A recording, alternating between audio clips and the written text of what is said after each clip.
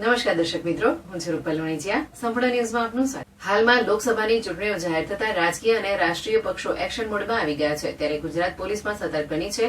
ખાસ કરીને અન્ય રાજ્યોમાંથી ગુજરાતના ભાંગફોડિયા પ્રવૃત્તિ કરનાર કે પછી લીકરની હેરાફેરી કરનાર સાથે 50,000 થી વધુ રકમની હેરાફેરી કરનાર લોકોના મનસુબા પાર ન પડે તે માટે પોલીસ સતત વોચ ગોઠવી છે.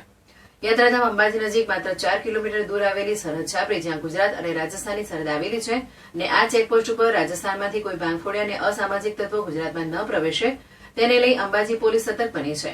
હાલ તબક્કે રાજસ્થાન તરફથી ગુજરાતમાં આવતા મોટે ભાગે તમામ વાહનોની ઝીણવટપૂર્વક તપાસ કરવામાં આવી રહી છે.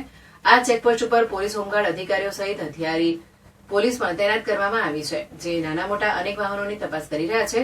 જો કે હાલ તબક્કે પોલીસે હાથ ધરેલી આ તપાસ ઝુંબેશમાં કોઈપણ જાતની મોટી રકમ કે લીકરનો જથ્થો ઝડપાયો નથી. પોલીસ હાલ તબક્કે રાઉન્ડ ધ ક્લોક 24 કલાક પોતાની ફરજ બજાવી રહી છે. કોઈપણ વ્યક્તિ 50,000 થી વધુ રોકડ રકમ લઈ આ બોર્ડર ક્રોસ કરી શકશે નહીં. જો કોઈની પાસેથી મોટી રકમ મળી આવે તો તેની તમામ પ્રકારના આધાર પુરાવા રજૂ કરવાના રહેશે, તેમ પોલીસ ઇન્સ્પેક્ટર જીઆર રબારીએ જણાવ્યું હતું.